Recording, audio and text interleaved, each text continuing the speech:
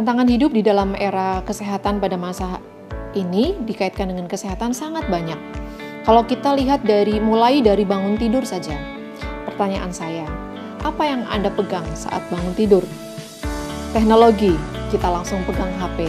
Kita pengen tahu informasi-informasi, kita pengen tahu diskon-diskon, kita pengen tahu kabar teman-teman dan sebagainya. Itu tantangannya. Sadarkah bahwa apa yang kita lakukan itu kita sudah seperti terikat, teracuni oleh hal-hal yang seharusnya kita bisa atur.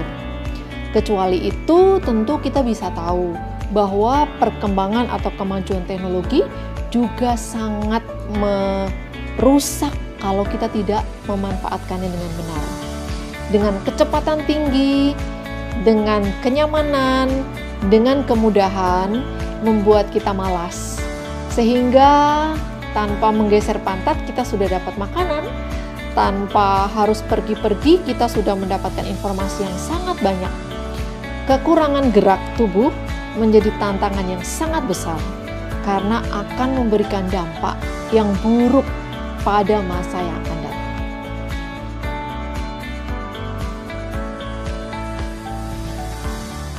Toksin adalah sesuatu yang tidak berguna untuk tubuh, bahkan bisa meracuni dan membahayakan, dan bisa mencabut nyawa kita. Toksin berasal dari luar tubuh, bisa juga berasal dari dalam tubuh. Kita tahu hal-hal yang ada di luar kita yang bersifat toksik atau beracun. Kita bisa melihat segala hal-hal yang sintetis, baik dari itu makanan maupun obat. Tetapi tentu kita sangat disadarkan bahwa ketika kita makan makanan tertentu masih banyak sekali makanan-makanan yang asli, atau misalnya terpaksa harus minum obat yang dibuat dari bahan sintetis, itu pun juga tetap ada aturan mainnya. Atau ketika kita mengkonsumsi bumbu masak yang sintetis, kita malas mengolah, kita malas untuk menanam atau tidak ada kesempatan menanam kalau di kota. Kemudian bisa juga dari kebiasaan yang tidak baik, kebiasaan malas bergerak, atau kebiasaan main game tanpa pengaturan waktu, sehingga waktu tidur tidak ada.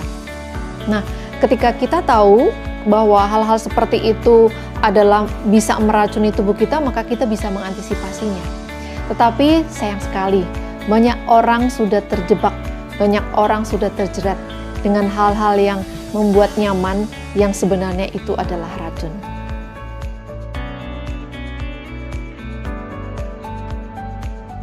Penumpukan toksin bisa sangat banyak sekali gejalanya.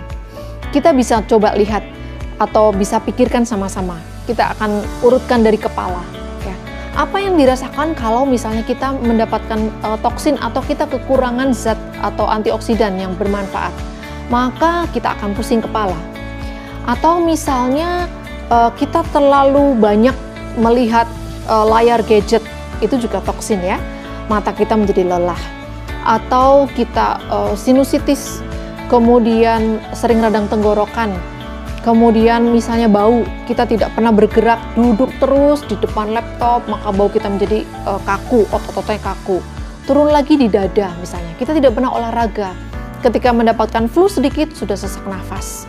Atau jantung, kita tidak kuat naik tangga 5 lantai misalnya gitu, turun lagi, sakit mah, kemudian kesemutan, jerawatan, dan banyak lagi keluhan-keluhan yang sangat sering kita dengar atau bahkan sering kita rasakan.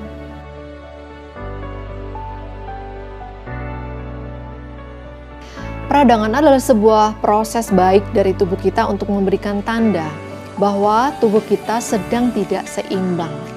Nah, penyebabnya bisa toksin yang merupakan makanan atau yang kita hirup atau yang menempel di tubuh kita berupa kosmetik, sehingga bisa menjadi penyebab peradangan. Nah, peradangan tersamar adalah sesuatu yang tidak bisa kita lihat, sesuatu yang kasat mata seperti itu, tetapi sudah memberikan hal-hal yang berbahaya, memberikan tanda-tanda. Nah, ketika kita sadar bahwa peradangan tersamar itu muncul, maka kita bisa meminimalisir toksin yang masuk. Karena ketika peradangan itu berlanjut, peradangan itu juga bisa menjadi sumber toksin.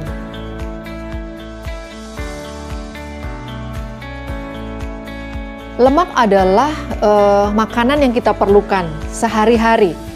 Bagaimanapun tubuh kita tetap memerlukan lemak. Karena dinding sel terdiri dari lemak.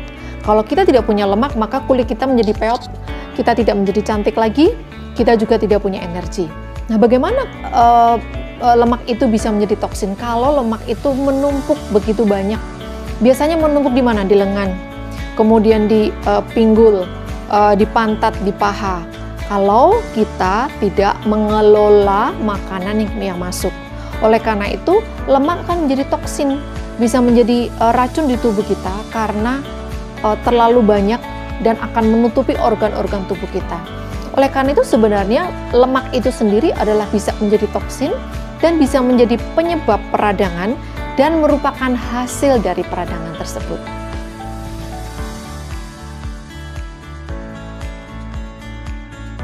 Detoksifikasi adalah sebuah proses di dalam tubuh untuk mengeluarkan racun yang masuk ke dalam tubuh atau mengeluarkan racun yang memang dihasilkan oleh tubuh.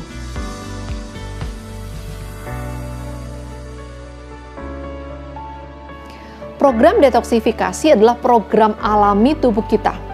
Sejak kita lahir, kita sudah mempunyai sistem detoksifikasi. Mengapa kita perlu? Karena begitu banyak racun yang ada di sekitar kita, baik yang ada di luar maupun yang ada di dalam, baik yang kita sentuh maupun yang tidak kita sentuh, baik yang kita sengaja maupun yang tidak kita sengaja. Kita sadar bahwa di sekitar kita ada banyak racun, ada banyak virus dan bakteri yang tidak bisa kita hindari. Oleh karena itu bisa menjadi sumber peradangan yang oleh tubuh kita juga diolah ataupun di metabolisme untuk dikeluarkan atau dibunuh, katakan begitu. Nah, kalau kita punya kebiasaan yang tidak baik, misalnya budaya makan yang tidak baik, kurang tidur, kurang olahraga, maka tubuh akan terlalu berat melakukan detoksifikasi. Oleh karena itu, melalui makanan yang sehat, melalui kebiasaan yang sehat, pemilihan mineral, vitamin, dan sebagainya yang tepat, kita akan melakukan detoksifikasi menjadi lebih ringan lagi.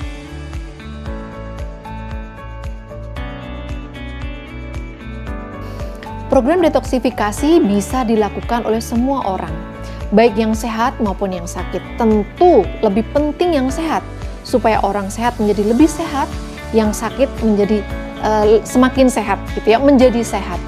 Jadi ketika kita mau detoksifikasi tidak perlu menunggu sakit. Karena sebenarnya ketika kita detoksifikasi saat sakit, maka tubuh kita itu double pekerjaannya. Kecuali mengeluarkan racun, juga mengobati si sakit itu sendiri. Kita tahu dua bagian tubuh kita, sisi sakit dan sisi sehat. Detoksifikasi akan mendukung sisi sehat supaya sisi sakit diminimalisir.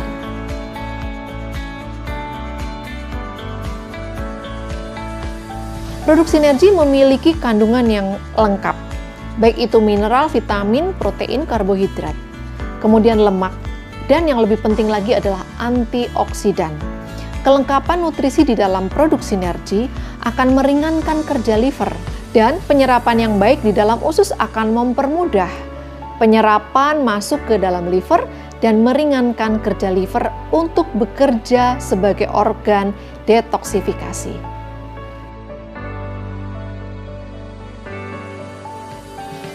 Keunggulan produk Sinergi adalah proses produksinya sudah melalui penelitian beratus-ratus kali. Sehingga pemilihan bahan, proses pembuatan sampai ke produk akhir merupakan sebuah produk yang bermutu dan yang sangat baik untuk tubuh kita.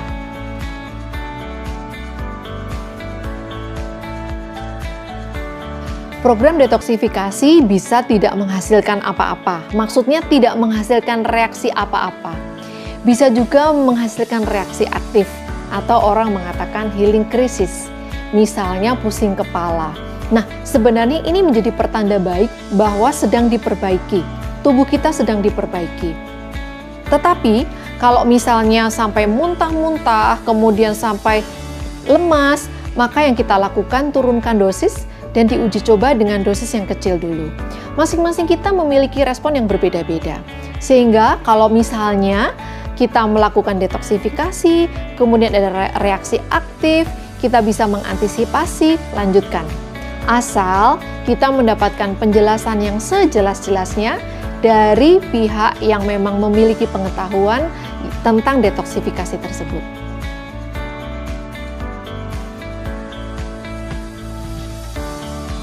Manfaat setelah mengalami detoksifikasi tentu menjadi lebih sehat.